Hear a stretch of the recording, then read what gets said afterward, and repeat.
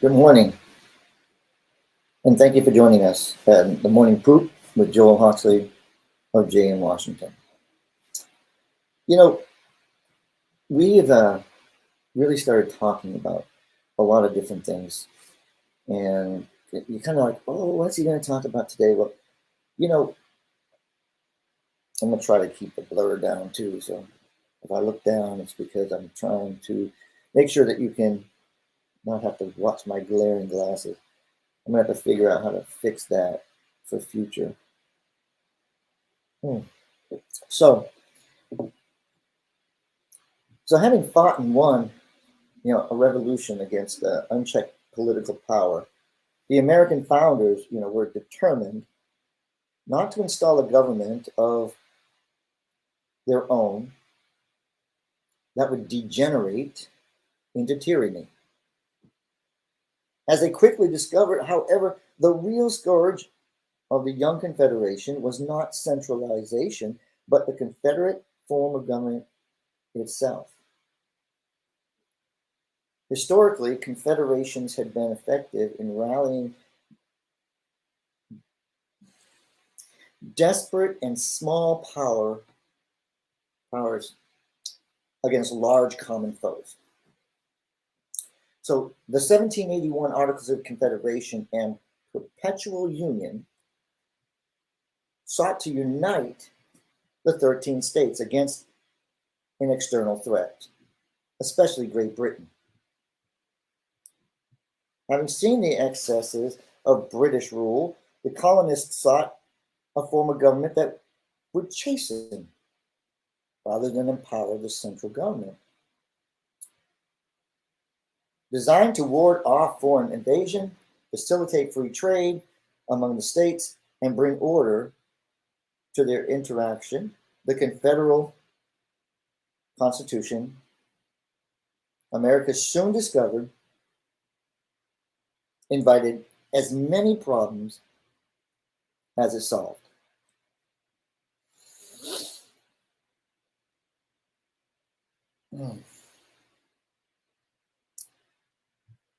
Let me say that again, because it sinks in. Americans soon discovered. Didn't take it long, but invited as many problems as it solved.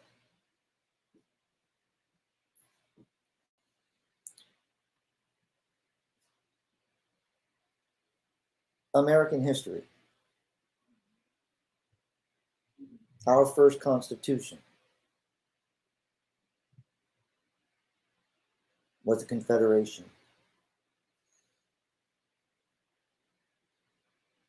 It was the Articles of Confederation and Perpetual Union.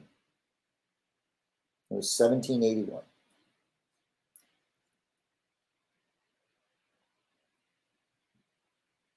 Let that sink in.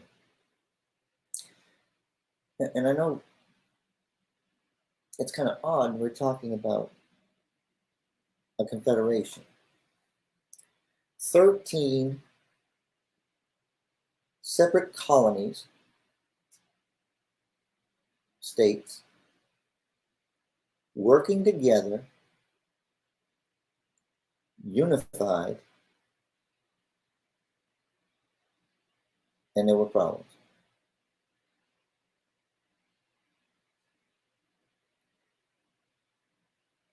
There were problems. But the reason I bring it up is I want to kind of go back in history and say, everything starts with mistakes. It is our failure that actually makes us better. It is our failures that make us wiser. Are those hard situations that you face and you say, oh my goodness, if only I had, if I did, and if I were to, I could have, I should have, but I didn't. But now I know these are the things I should have done. These are things that I could have done. It truly is remarkable that it's our failures that make us better. They absolutely do. And people don't ever want to talk about negatives. Nobody wants to talk about the negatives. Everybody wants to talk about the positives. Oh, you have somebody who's telling you all the great things that this product will bring, or all the great things that I've done so I can get this job. I don't want to know about the great things in your life. I want to know about the hard, the miserable times in your life. Almost homeless, bankrupt. I tried, but I couldn't make it. Beating drug addiction, coping with drug addiction, right? Because an addict is always an addict. An addict is always an addict. I believe that's how it's said. So I'm just letting it pause again, because look, this is a subject that a lot of people just don't talk about. And what we should be doing is, when we're looking to candidates, when we're looking to find out who's prepared for something, who's ready to take on this challenge, remember, it's our mistakes. Learning from our mistakes. Don't just make a mistake and then do it again and again and again. Then that's not going to make you a better person. Because I want to know what you did or what you're going to do to make sure that doesn't happen again. I'll give you an example. So I will never forget this one, because it was my 13th jump. My sergeant major had to be on this jump because to keep his jump status, to keep his, his money, hazardous duty pay, but it keeps him up to date. So he has to jump every so often. So it's my 13th jump, not his. It's my 13th jump, and we're up in the plane. No, wait a minute. That's not what I'm trying to make the point of. So we get checked, double checked all the time. Now, I had a female check me, and you have two straps that go right between your legs, and they need to be tight. They need to be real tight, because every single bit of weight and force is going to be on that part.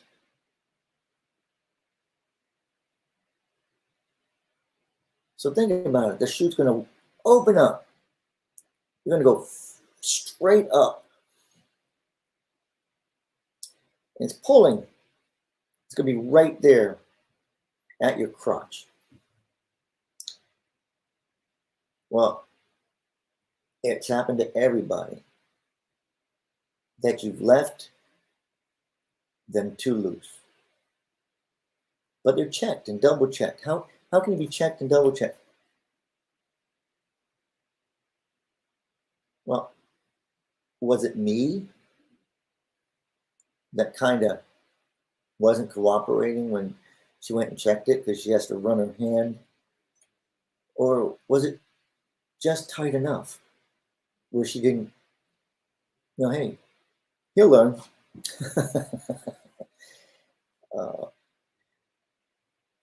I jumped out of that plane, and I'll guarantee you, I would, after that 13th jump, always pull those straps tight. And they say they're tight. I still pull them while I'm sitting on the plane. I'm still trying to tighten them. You could lose. Hey, I'd rather lose the blood going down my feet to my feet than. No, I'm being sarcastic now. It is a painful experience, but I learned from a mistake. Oh, come on, Joel. That's an easy mistake. Well, everybody's probably made that mistake. Well,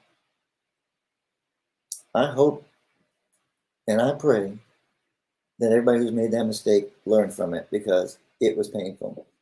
Now, I don't know if it affects a woman any differently. I know it affects a man because there's something there being like strangled.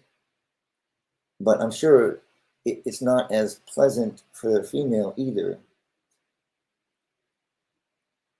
because of all that pressure in an area that's sensitive.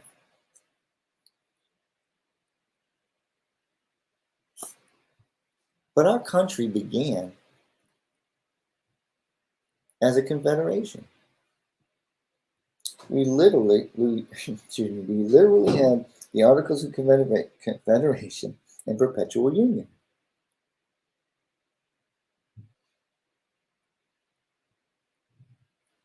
And they failed. They failed to do what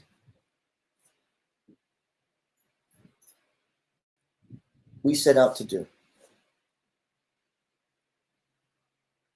If I'm not mistaken, and I'm trying not to be mistaken, but 8 presidents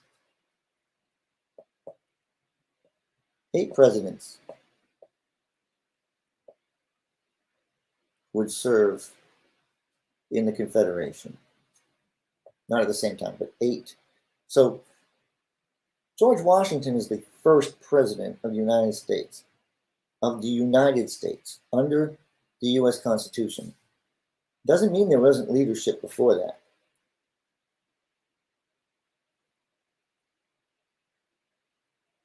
That's it. He's our first president. And the reason we consider him our first president is a hero. A constitution that has been in place for over 200 years. And you think we're the youngest nation, we're one of the youngest nations on this planet,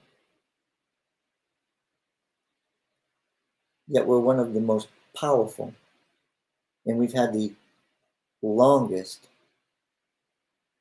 constitution. No,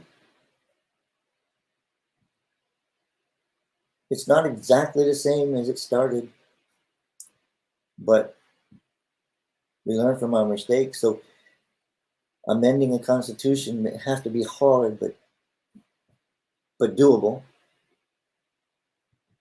They saw in the future that there was going to be a need to change the Constitution. Now,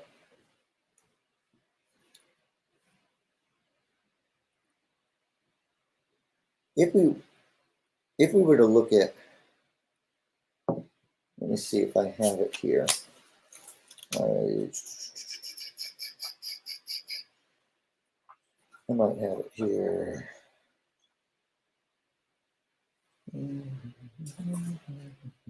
Yeah, I'm still looking. I'm sorry. Okay.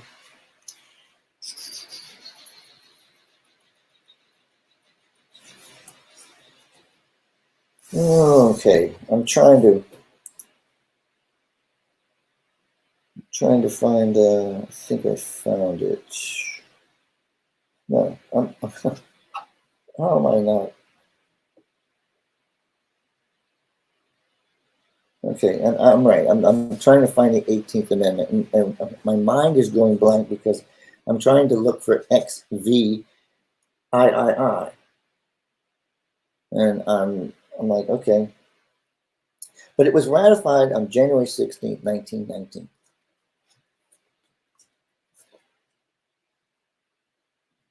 And I'm going to read it to you.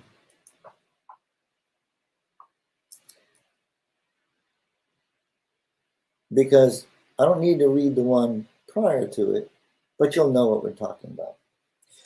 After 1 year from the ratification of this article, the manufacture, sale, or transportation of intoxicating liquors within the importation thereof into or the exportation thereof from the United States and all territories subject to the jurisdiction thereof for beverage purposes is hereby prohibited.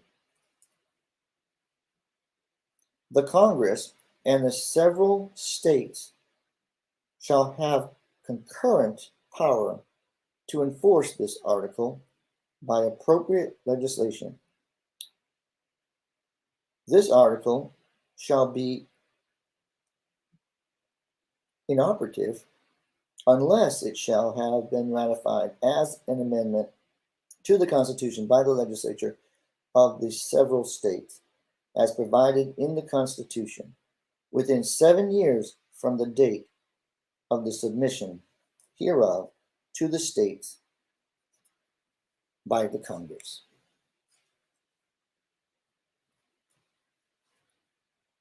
After 1 year from the ratification, manufacture, sale, or transportation of intoxicating liquors within the importation thereof into or the exportation thereof from the United States and all territories subject to the jurisdiction thereof for beverage purposes is hereby prohibited. Prohibited. Prohibition. 18th Amendment. Prohibition.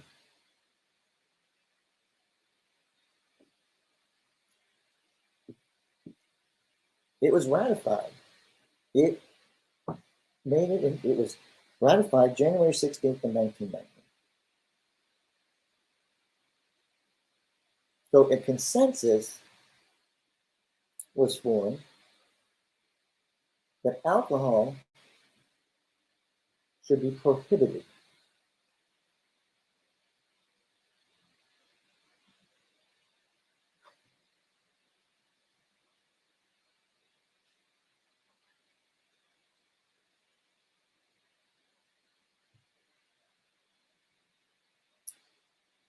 So then the 21st Amendment. We made a mistake. It drove up crime. It made a social norm for some Europeans coming to this country. It made it illegal. Prohibition. So every time somebody was moving, transporting anything of intoxicating beverages. But now, let's go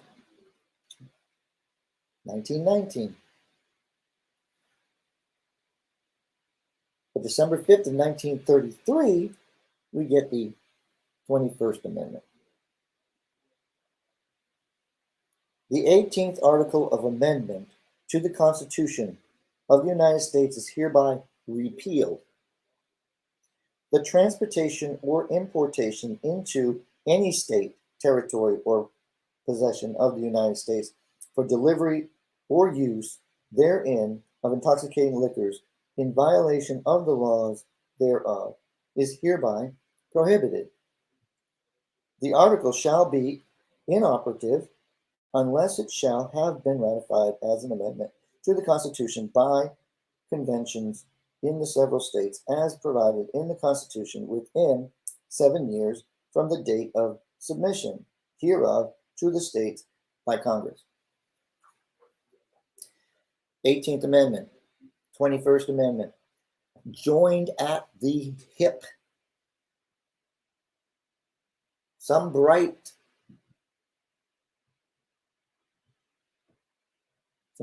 group of people decided, you know what? We don't want a lot of people being intoxicated. It's dangerous. It's okay. You make it illegal, prohibition. It drives up crime. It makes it makes law-abiding citizens not law-abiding citizens if they want to have a drink. And if I come from a place where, hey, we've been making beer, we've been making wine. I mean, a French American giving up wine.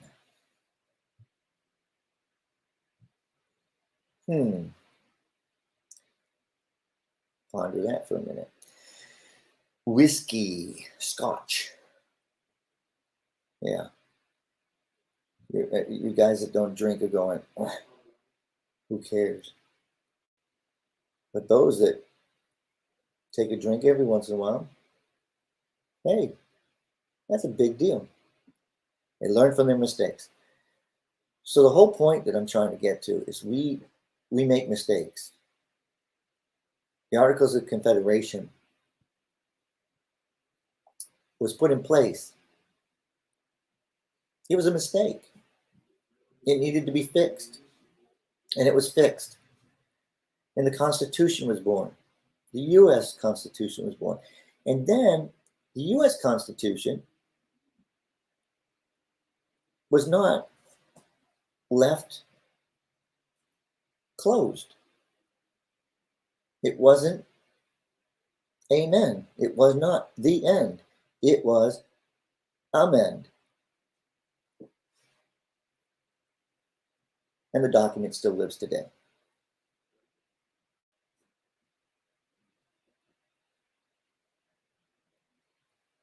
So the Republican Party has to wonder,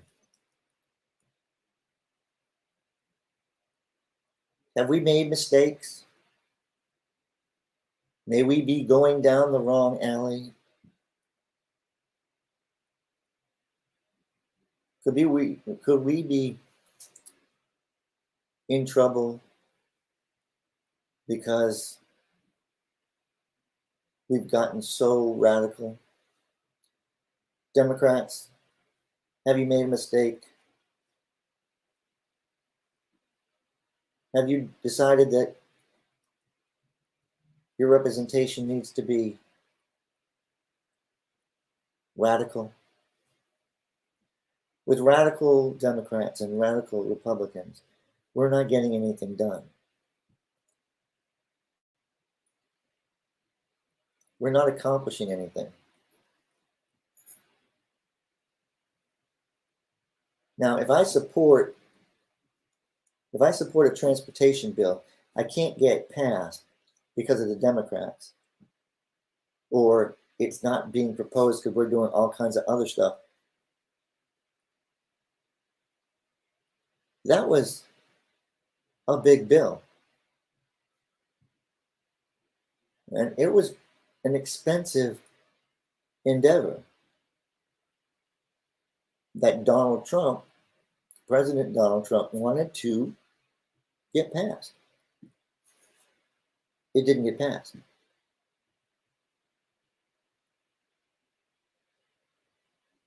But just to make sure Biden doesn't get a victory, we're going to do everything in our power to try to stop the transportation bill. So a bunch of Republicans vote against it. Now, sure, they've added stuff that we definitely don't like. But maybe it could be fixed if we're cooperative in the Senate. And then, oh, everybody gets mad. All Republicans get mad at the turncoats. Which listen, they're not turncoats. They made a decision. This was something that Donald Trump wanted. This is something America needs. The United States needs it now. And it got voted by the Senate. Yes, passed the Senate with no problem. Now, Joe Biden has a victory. Every single Republican in the House that voted against it. Hey, guess what? Now they have a tool against you. Because those bad bridges and those bad roads and those things that need to be fixed, you voted against it because it had the Green New Deal. Well, prove to me for just a moment, if we had worked on it bipartisan, maybe we could have prevented it from getting the Green New Deal. Maybe if Republicans were to have passed it when they were in charge,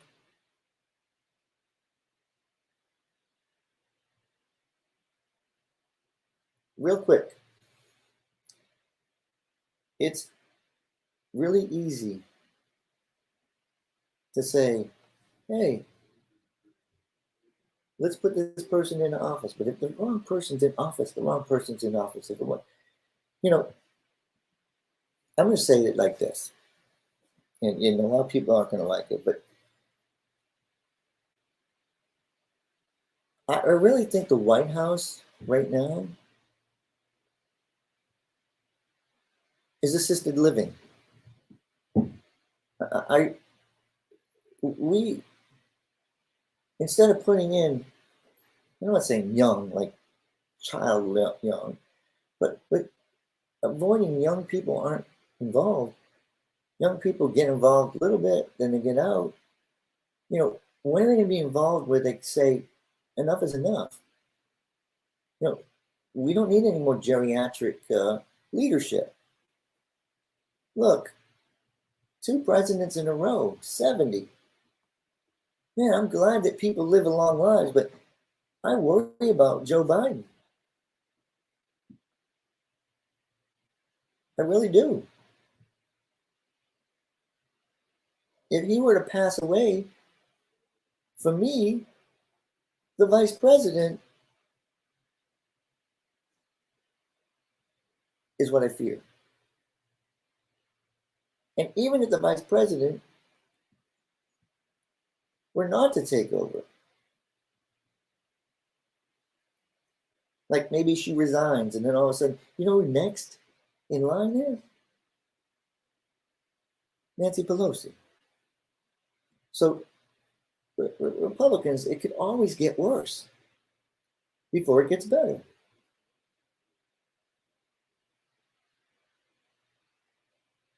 But I'm telling you, it's crazy. We should be looking at younger people. And that's why when we talk about Ron DeSantis, we're talking about Ron DeSantis because he's got a backbone. He's going to pay attention to what the people want and need. So I'm going to wrap this up and say, look, we're looking to younger people. We make mistakes, and we're going to always talk about those mistakes because we're going to fix them. And right now, I think we need to fix the fact that we keep putting in old, worn out individuals. Let's get some young middle class guys and gals and just say, we can do this. We can do it because we know we can do it. Because we've done it in the past. We abolished slavery. We gave women the right to vote. And we took care of civil rights. Thank you.